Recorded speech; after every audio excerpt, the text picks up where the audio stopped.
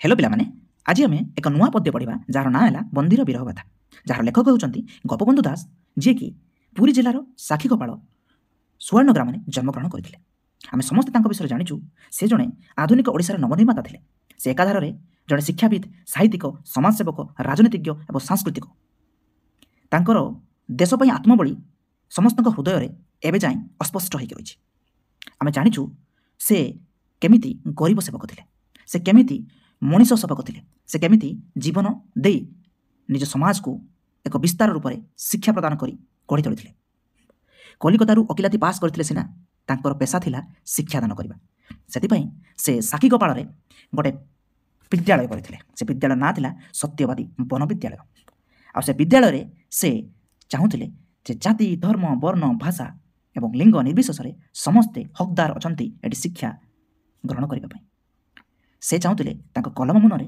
स्वाधीनता आने से चाहूले ये ओडिशा को एक स्वतंत्र प्रदेश भाव गढ़ी तोड़ापी से कलम मुनि झरी पड़ा धर्मपद बंदीर आत्मकथा कारा कविता अवकाश चिंता नचिकेतार उपाख्यान गोमात्म्य भली अनेक अनेक अनेक रचना मध्य आम समस्ते जाचु जो समाज पत्रिका आज आम पढ़ुचु तार संपादक प्रतिष्ठाता से ही थे से जड़े भाषाविद सहित से जड़े मनीष हृदय को सही पार्ला भाया छुई पार्ला भाया एक मनीष थे निज परिवार को त्याग करी समाज को केमिति उद्धार करा जाए ताठू बड़ प्रमाण तांकोठू आउ केही पाई परिबानी एई जो आमे कविताटे पढ़िबु बंदीर विरह कथा तांकर गोटे महान लेखनी कारा कविता संकलन उद्धृत होइछि ए कविता पढ़िबा आगु आमे समस्ते टिके जानिदबा ए कविताटी काहेकि और केतेबेले से लिखिले 1923 मसीह जेतेबेले हजारीबाग जेल रे तांको बंदी भाबे रखा जाइतिला स्वाधीनता संग्राम रे जे तांकर अंशदान थिला से कौन कारण जेतेबेले तांको हजारीबाग जेल रे बंदी करी रखा जाइतिला सेतेबेले तांकर प्रियजन को से मने पकाउछंती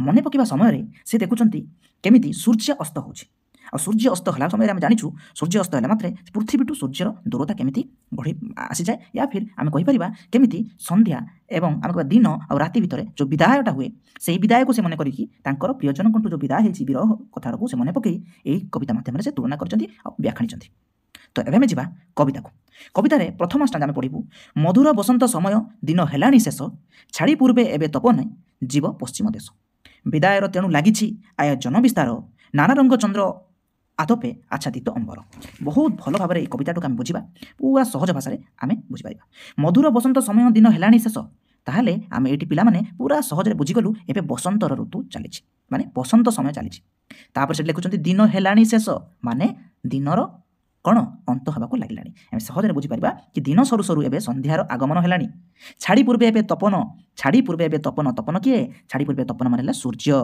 तपन मान सूर्य छाड़ी पूर्वे एवं तपन जीवे पश्चिम देश ताले आम जाचु जितेबाला दिनर अंत हुए संध्यार आरंभ हुए से सूर्य पश्चिम दिग को जाती और सेठी अस्त हुए विदायर तेणु लगी आय जन विस्तार नाना रंग चंद्र आतपे आच्छादित अंबर देख आतपे मात्र है रुद्रताप एटा रुद्रताप आम कह अच्छा विच्छादित मान कौन विच्छुरित आम कह विच्छुरित से कहते जितेबाला पश्चिम देश में सूर्य अस्त होची से समय विभिन्न प्रकार आयोजन होची विभिन्न प्रकार आयोजन कौन होची से आयोजन आम गोटे गोटे कर जाना कौन से कहते नाना रंगे चंद्र आतपे आच्छादित अंबर बुझाक चेष्टा कर जितेबाला सूर्य अस्त हुंती से सोनेली रंगर जो किरण पूरा मेघ को पार करी कौन करे पूरा आच्छादित हो सोनेली रंगर जो किरणटी पूरा आच्छादित होकर रही है नाना रंग घेरिला भाई लगी पिला माने ये जो चंद्रर आतपे लिखा जाए तार अर्थ नुह कि चंद्र आसीगले ना तार अर्थ है जितेबाला देखा आम सी तार तुलना करते सूर्य अस्त हो चंद्रर आगमन है से समय को गोटे समय आम तुलना कर चंद्रर आगमन और सूर्यर विदाय आम द्वितीय को जीवा दले दले पक्षी गाँती उच्चे करुण गान तरुगिरी छाया विस्तारी पादे करे प्रणाम तांको सिरे सूर्य दियंती हेम बरणी पाट अनुरक्त भृत्य मस्तके जथा बांधे सम्राट बुझाक चेष्टा कर पिला माने से कहते दले दले पक्षी गाँती उच्च करुण गान आम जाचु जितेबाला संध्या समय हुए जितेबाला सूर्यर अस्त समय हुए से पक्षी मैंने किचिरी मिचिरी शब्द में करुण गान करती करुण माने दुखर गान करती कहीं पिला माने कहीं दुखर गान करती कारण तांकर जो दिनर समयटा अंत घटी तांकर जो बंधु मान सहित मिलन जो बुलाबुली खाद्य संग्रह से जो बंधु मान सहित कम समय मिसारे गोटे दिन भीतर जो मिसा से समय को मन पकई से समय को केमिति से विदाय दौरान किचिरी मिचिरी करके निज पोषा को फेरती ତରୁ ଗିରି ଛାୟା ବିସ୍ତାରୀ ପାଦେ କରେ ପ୍ରଣାମ। ବୁଝିବାକୁ ଭଲ ଚେଷ୍ଟା କର ପିଲେ। ତରୁ ମାନେ ହେଲା ବୃକ୍ଷ, ଗିରି ମାନେ ହେଲା ପାହାଡ଼, ତରୁ ମାନେ ହେଲା ବୃକ୍ଷ, ଗିରି ମାନେ ହେଲା ପାହାଡ଼, ଛାୟା ମାନେ ଜାଣିଛ ଛାଇ, ବିସ୍ତାରୀ ପାଦେ କରେ ପ୍ରଣାମ। ଦେଖ ଆମେ ଏଠି କହୁଛନ୍ତି ଏଇଟା ହେଲା ସୂର୍ଯ୍ୟ ଅସ୍ତର ଗୋଟେ ପ୍ରମାଣ। ଇଏ ସୂର୍ଯ୍ୟ ଅସ୍ତର ଗୋଟେ ପ୍ରମାଣ। এই যে প্রণাম কোণ সূর্য অস্তার গোটে প্রমাণ মানে কোণ স্যার প্রণাম প্রণাম কমিটি গলা দেখ তরু মানে হল বৃক্ষ, গিরি মানে হল পাহাড়। তুমি পিলাମାନେ জানিছ যেতবে সূর্য পাহাড় আউ গছ को पारे जाती से गछ को आ पहाड़ को सी परवर्ती रही ताकर जो छाईटा कौन करे माटी पड़े। जितेबाला आम कहूँ सूर्य आम मुंड उपरको चलीगला माने कौन आम छाई देखा जाऊना। सूर्य अस्त होगा गले माने कौन पश्चिम दिगरे जो अस्त हे आम छाईटा कौन कर पूर्व दिग आड़ को पड़ज। तो आम जानीलु गिरी आउ तरु वृक्ष आउ पहाड़ पछपट को ना सूर्य चलीगला ना, सूर्य चलीगले तांकर छाईटा कौन करमती आसूँ पादरे पड़ुची, छाई ना पाद आड़ को आसीगलानी। तांको सिरे सूर्य दियंती हेम बरणी पाट एमिति मने होची जेमिति सूर्यर किरणटी सुनेली किरणटी कौन होची सुनेली किरणटी कौन होची जेमिति आमर तांको मथारे पाट देला भले लागुची। से कहते सूर्य गछ आ पहाड़ पछपट को पड़ेलेनी, गछ पहाड़ छाईटा आसिक पादरे पड़लानी। तांको सिरे सूर्य दियंती हेम बरणी पाट, हेम बरणी माने सुनेली पाट। से कहते जो सूर्यर सुनेली किरणटा पहाड़र अग्रभाग में पड़ी गछर अग्रभाग में पड़ी लगुच जमी तांको मथारे पाट बिंधा जाइए। केउ भलिया पाट अनुरक्त भृत्य मस्तके जथा बांधे सम्राट। जमी सबु कथा मानुथिबा आज्ञा पालनकारी भृत्य चाकरटी मथारे बा भृत्य मथारे जमी तार सम्राट तार मालिक जमी गोटे पाट पिंधे दिए सेमती सेमती जमी लगुच पहाड़ आउ वृक्षर जो अग्रभाग में हेमबरणी मात्र सुनेली पाटटी किए पिंधे दूसरी सूर्य पिंधे दौरान। अस्ताचल उच्च आसने बसी हसंती रवि प्राची अनुरागे रंजित चारु बदने छवि। प्राची अभिमुखे लंबाई स्निग्ध कनककर कमल आश्व से देखाती निज स्नेह आदर। पिला माने से कौन कहते अस्ताचले उच्च आसने बसी हसंती रवि। देख ये जो रवि कहते आम जानी सूर्य अस्ताचले अस्त होगा गले अस्त होगा गले पश्चिम दिशा कौन कर रवि बसी माने सूर्य बसी हसुँच ना ना यार माने हसबार नुह यार माने से कहते अस्त होगा समय जिते सूर्य तांकर किरण को विच्छुरित कर पकई जमी लगुच सुनेली किरण चकमक चकमक हो झलसुची माने से हसुँच। प्राची अनुरागे रंजित चारु बदन छवि लगुच तांकर बदन छवि माने तांकर सुनेली किरण सबुआड़े विच्छुरित हो रंजित हो पूरा चकमक चकमक हो बुझिपारे। प्राची अभिमुखे लंबाई स्निग्ध कनककर कमल आश्व से देखाती निज स्नेह आदर। पिला माने बुझिବାକୁ चेष्टा कर। प्राची माने हला पूर्व, प्राची अभिमुखे पूर्व अभिमुखे लंबाई स्निग्ध कनककर कर माने हाथ। से कहते स्निग्ध कनक माने सुना हाथ स्नेहभरा हाथ स्निग्ध स्नेहभरा हाथ। से कहते पूर्व अभिमुखे लंबाई स्निग्ध कनककर। देख पिला माने ताकर जो सुनेली किरण को पश्चिम दिगरु जतेबेले अस्त होचंती उदय हुअंती कौ दिगरे पूर्व दिगरे। से कहते अस्त समय जो सुनेली किरण को से विच्छुरित करी लंबई कौड़ को लंबी पूर्व आड़ को लंबी ना पश्चिम आड़ को जिते से अस्त होती सुनेली किरणटी पूर्व आड़ को लंबी सेटा को से तुलना करी कवि कहते प्राची अभिमुखे लंबाई स्निग्ध कनककर तांको हाथ को जमी लंबाई करुण हाथ को करुण सुनेली हाथ को लंबई प्राची अभिमुखे पूर्व अभिमुखे आदर स्नेह आदर रे कौन कर लंबाई रखिंट। प्राची अभिमुखे लंबाई स्निग्ध कनककर कमल आश्व से देखाती निज स्नेह आदर को से देखा। जदि आम संक्षिप्त भाषा में कहवा सते जमी एभली एक विदाय मुहूर्त में सूर्य निजर स्नेह आदर को अस्तगामी समय प्रखर रूपी रश्मि कमल आश्वासन दौरान। से कौन कर विदाय समय को सूर्य कौन कर पश्चिम दिगरे रही पूर्व दिग को सुनेली किरण हाथ बढ़ाई कौन कर निजर रश्मि कमल आश्वासना दौरान। बुझिपारे पर जा मृदु मर्मरे प्रेम अस्पष्ट गिर कहती अचिरे फेरबी ध्वनि नुह कातर। सते जमी सूर्य यहाँ पहले समीरण है पवन पवन मृदु माने धीरे धीरे पवनर धीरे धीरे गतिर पवनर धीरे धीरे स्वर में कौन कर सूर्य तांकर प्रेम को धीरे धीरे अस्पष्ट भाव कहते अस्पष्ट भाव बखाणुंट कौन कहते अचिरे फेरबी ध्वनि अचिरे माने खूब शीघ्र फेरबी ध्वनि नुह कातर भय करनी। से कौन कहते पवनर स्वर मध्यम पवनर सुओ मध्यम कौन कर विदाय आरंभ को कहूँ अस्त उदय को कहूँ राति दिन को कहूँ या सूर्य पृथ्वी को कहूँ कौन कहूँ अचिरे फेरबी ध्वनि नुह कातर ध्वनि माने आदरणीय भाषा आदरणीय कंठरे कहूँ खूब शीघ्र फेरबी मु भय करनी खूब शीघ्र मु फेरबी। केमिति कहते पवनर मृत्यु मृत्यु धीरे धीरे गति मध्यम पवनर धीरे धीरे स्व मध्यम जमी चुप चुप कर से कहीदौरान भय करनी मु खूब शीघ्र पुणी फेरबी। तापर से कौन कहते अनुराग रंग प्रकाशे क्षणे प्राची कपले ता मध्यरे किंतु विरह दुख कालिमा बले। सते जमी पिला माने एठी आमे कौन जानूँ सते जमी से पूर्व दिगर कपल रूपी आकाश बक्षरे सूर्य तांकर अस्तकालीन ଭାବକୁ ଆଭାକୁ ପରିବ୍ୟକ୍ତ କରୁଛନ୍ତି।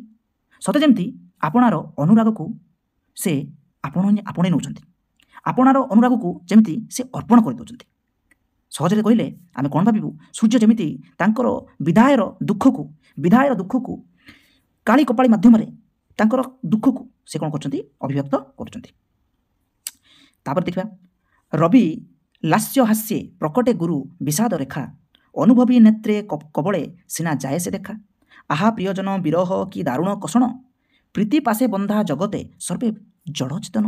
ସେ କ'ଣ କହୁଛନ୍ତି ପିଲେ, ସେ କହୁଛନ୍ତି ରବି ଲାସ୍ୟ ହାସ୍ୟେ ପ୍ରକଟେ ଗୁରୁ ବିଷାଦ ରେଖା।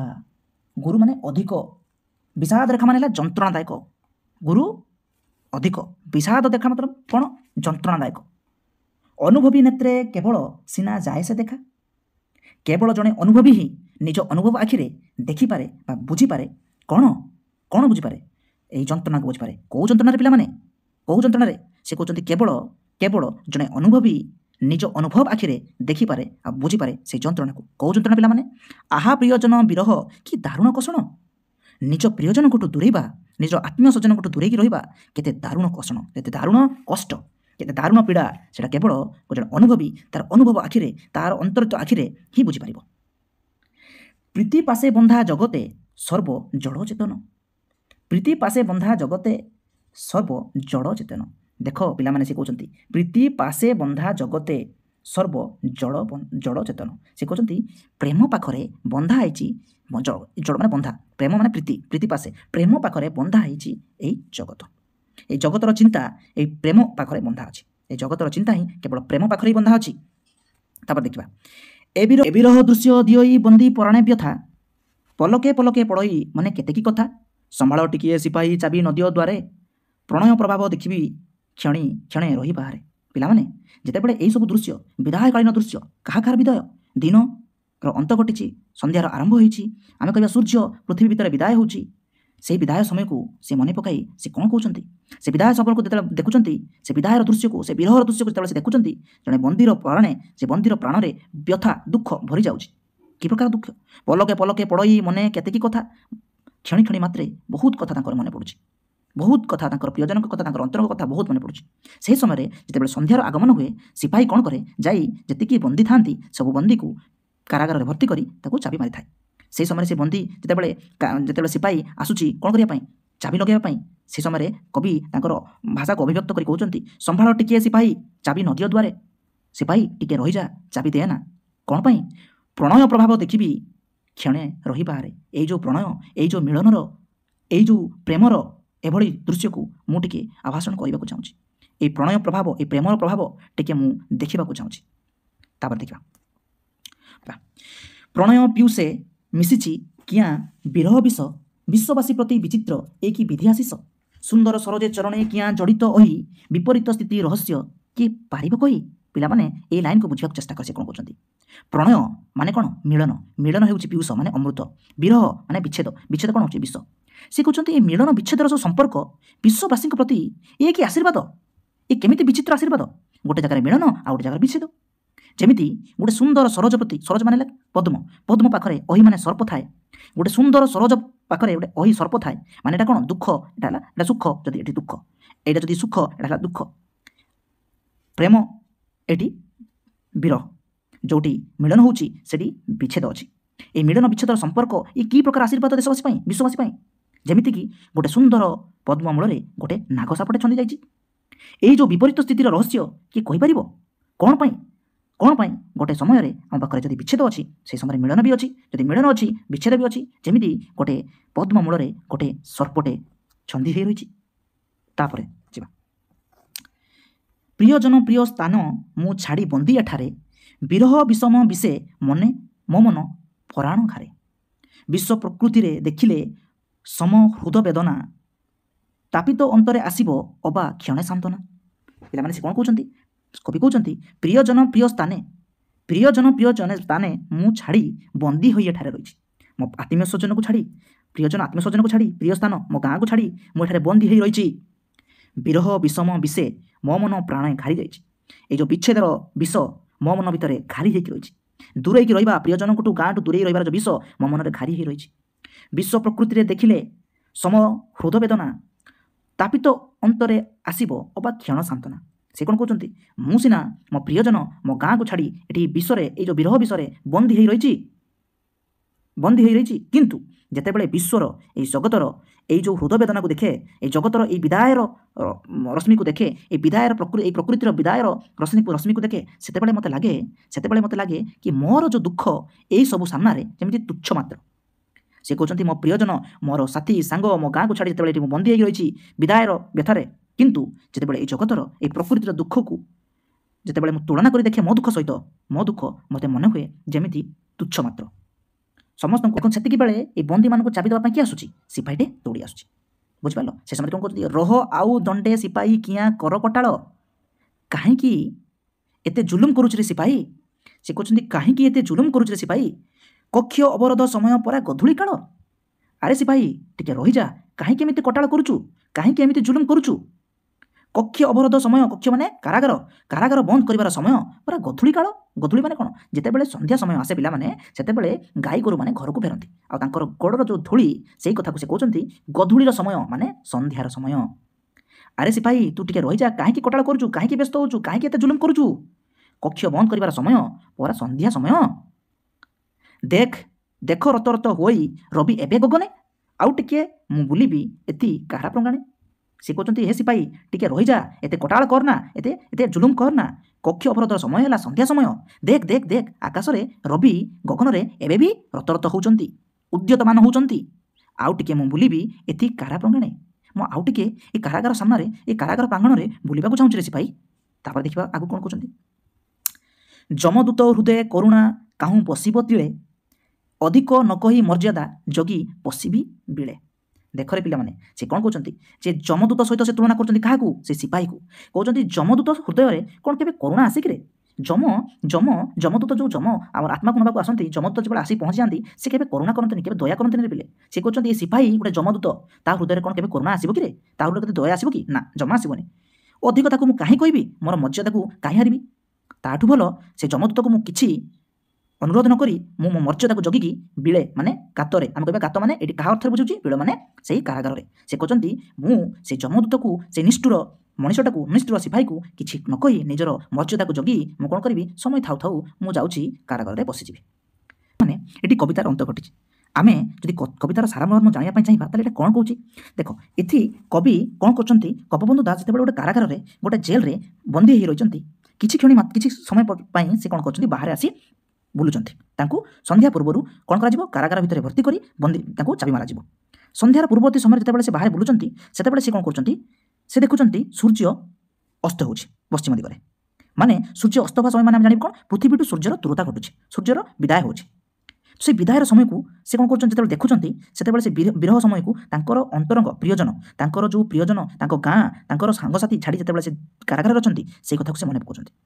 ଯେତେବେଳେ ସେ କହୁଛନ୍ତି ଯେ ଏଇ ଯେଉଁ ପ୍ରକୃତିର ବିଦାୟ ମାନେ ଯେତେବେଳେ ଦିନର ଅନ୍ତ ଘଟୁଛି, ସନ୍ଧ୍ୟାର ଆରମ୍ଭ ହେଉଛି, ମାନେ ଦିନ ରାତିର ଯେଉଁ ବିଦାୟ ହୁଏ, ଯେତେବେଳେ ସୂର୍ଯ୍ୟ ଆଉ ପୃଥିବୀର ବିଦାୟ ହୁଏ, ସେଇ ବିଦାୟର ସମୟ ଯଦି ମୁଁ ଦେଖିବି, ତାହେଲେ ମୁଁ ଯେଉଁ ବିଦାୟ ନେଇକି ଆସିଛି, ମୁଁ ଯେଉଁ ବିରହରେ ରହିଛି, ଯେଉଁ ମୋର ପ୍ରିୟଜନକୁ ଛାଡ଼ି, ମୋ ଗାଁ ସାଥିକୁ ଛାଡ଼ି, ତାହେଲେ ମୋର ଯେଉଁ ଦୁଃଖଟା ଏଇ ପ୍ରକୃତିର ବିଦାୟର ଦୁଃଖ ସହିତ କିଛି ବି ନୁହଁ, ମୋ ଦୁଃଖଟା ବହୁତ ନିମ୍ନ ମାତ୍ର। ସେ କ'ଣ କରୁଛନ୍ତି, ବାହାରେ ଯେଉଁ କାରାଗାର ବାହାରେ ଏହିସବୁ ଦୃଶ୍ୟକୁ ଦେଖି ନିଜ ପ୍ରିୟଜନକୁ ମନେ ପକାଇବାକୁ ଲାଗୁଛନ୍ତି, ଆଉ କବିତା ମାଧ୍ୟମରେ ତାକୁ ବଖାଣୁଛନ୍ତି। ଆଉ ଯେତେବେଳେ ଦେଖୁଛନ୍ତି ବନ୍ଦୀ ଯେଉଁ ସିପାହୀ ତାଙ୍କ କଥାକୁ ନ ମାନି ଚାବି ପକାଇବାକୁ ଆସିଲାଣି, ସେତେବେଳେ ସେ କ'ଣ କରୁଛନ୍ତି, ଏଇ ଯମଦୂତ ଭଳିଆ ଯେଉଁ କରୁଣାହୀନ, ଯେଉଁ ହୃଦୟହୀନ ଗୋଟେ ସିପାହୀଟାକୁ କହିକି ମୋର କିଛି ଲାଭ ନାହିଁ, କ'ଣ ହେବ, ତାଠୁ ଭଲ ମୋର ମର୍ଯ୍ୟାଦାକୁ ଜଗି ଜେଲ୍ ଭିତରେ ପଶିଯାଏ।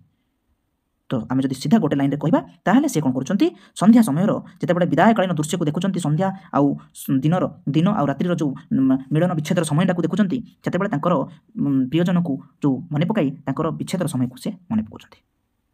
ଠିକ୍ ଅଛି, ଆମେ ନେକ୍ସଟ କବିତାକୁ ପରବର୍ତ୍ତୀ ସମୟରେ ପଢ଼ିବା। ଧନ୍ୟବାଦ।